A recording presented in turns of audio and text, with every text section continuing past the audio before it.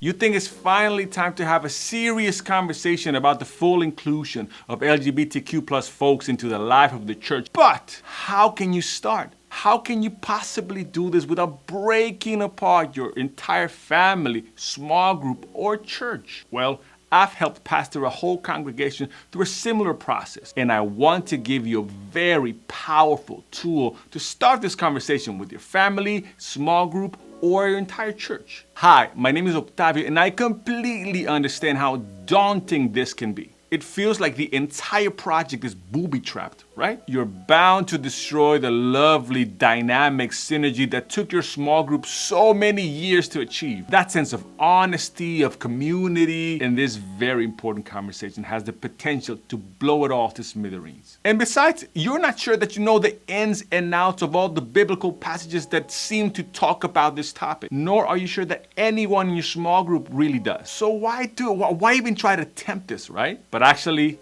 no.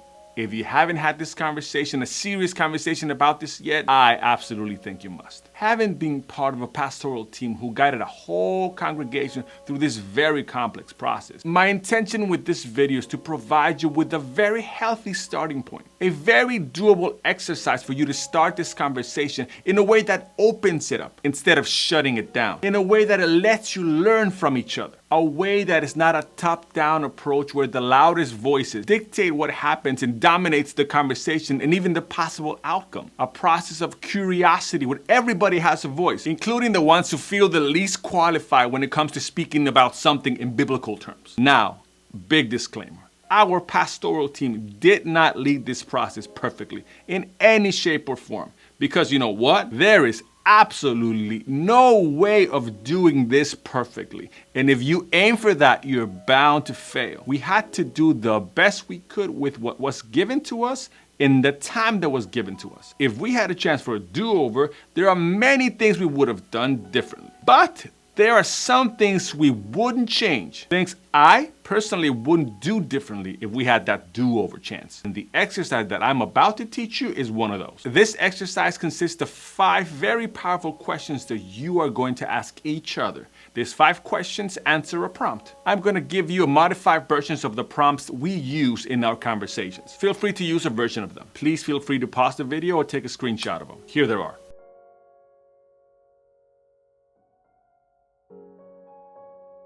Whether you want to use these prompts or not, please do not use prompts that will transform your once lovely conversation into a proof texting war, where the ones with the most Bible knowledge dominate the whole conversation. Well, that is if you really want sincere answers from everyone, from the seminary graduates to the recent converts. As you will see in the moment, the questions are not a test to see how much Bible you've memorized or how much Bible you know. The questions are mainly there to humanize the conversation, to put faces to this conversation, which is crucial if you don't want to end up attacking and hurting each other. These questions mainly come from Justin Lee's book, Talking Across the Divide, and they've helped us tremendously in this very important stage of this conversation. I believe we've modified them to fit our congregation's need, and you can do the same for yours. I'll give you the questions in a second, but first let me tell you how we use them. We invited a whole congregation into a time of mediated conversations. Around 40%-ish of the congregation came. After the welcome and introduction, we split into groups of 4 to 5 people and gave each group a printed version of the questions. Each person in the group had 5 to 6 minutes on the clock to both ask the questions and answer the questions. And the rest of the people in the group participated in active listening. Let me remind you that both asking the questions and participating in active listening is as important as answering the questions themselves. If there was some time left in the clock, each participant in the group were allowed to ask clarifying questions, not leading questions or debunking statements, clarifying questions. After each person finished answering the questions, we all ended up with "Thanks for sharing," and moved on to the next person. After all the groups were done, we got together and shared what we learned in the process without sharing personal information or personal stories. And it was absolutely beautiful to see what each person had learned. So, without further ado, here are the questions. Please feel free to pause, screenshot, or come back to the questions if you need to. Question number 1, how long have you held this perspective? Question number 2, what is it that drew you to this perspective? What was the journey like?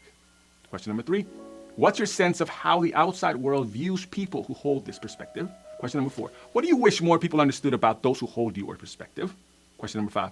Are there people who hold the same perspective who you disagree with? People who don't represent you? So let's say that you picked prompt number 3, the prompt that I gave you as an example. Qualified individuals in same-sex covenantal relationships with pastoral gifts are welcomed and affirmed to serve in pastoral roles at our church. So once you have the prompt, you would then go to your small groups and say if you agree, if you somewhat agree, or if you completely disagree. And then someone in your group would take the piece of paper and start asking you the questions one by one. So for example, you say, I agree with the prompt. The person holding the paper would then ask you question number 1. So how long have you held this perspective? And maybe your answer would be something like, it's only been a couple of years since I've held this conviction or perspective. You would then move to question number 2. What is it that drew you to this perspective? What has the journey been like? And so the person would tell a short version of the story as to how he changed his mind on this regard, how the journey was like, which were the hardest parts, etc. And then you will go to question 3. What's your sense of how the outside world views people who hold this perspective? And so on and so forth. You will soon realize how humanizing this ritual or process is. This will lead you to not only hear each other, but to see each other, especially if you get to recognize yourself or your story in somebody else's story. This exercise will make you realize that this whole issue is much more about people than it is about ideas. That this is more about people's stories than it is about cold facts. It puts faces to the whole conversation, background, lived experience, biblical interpretations, church history, your own history with different denominations. The list goes on, and this will set the foundation for the subsequent conversations that you will need to have. This starting point acknowledges that all of our ideas and ways of interpreting the most common verses used pro or against the full inclusion of LGBTQ plus folks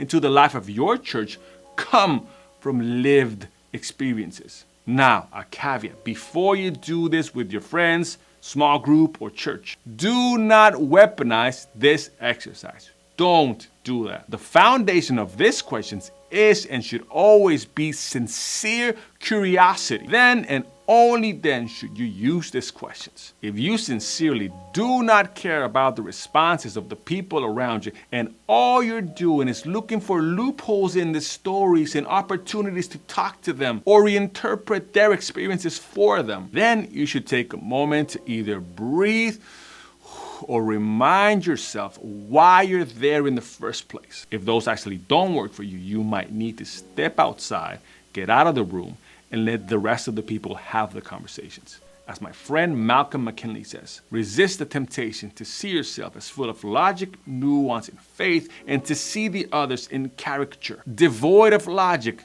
faith, or nuance. Caricatures prevent us from knowing who each other really is. Can you accept that those you disagree with are also trying to follow the Lord sincerely, no matter how mistaken you believe them to be? I'll say one more thing. This is not a time to preach. This is a moment to answer questions sincerely. You are sharing, not trying to persuade anybody either way. Please feel free to include these caveats before you start this exercise. Acknowledging each other's humanity, stories, struggles, and joys is the way to start this conversation, because this has always been about people with names, faces, and stories.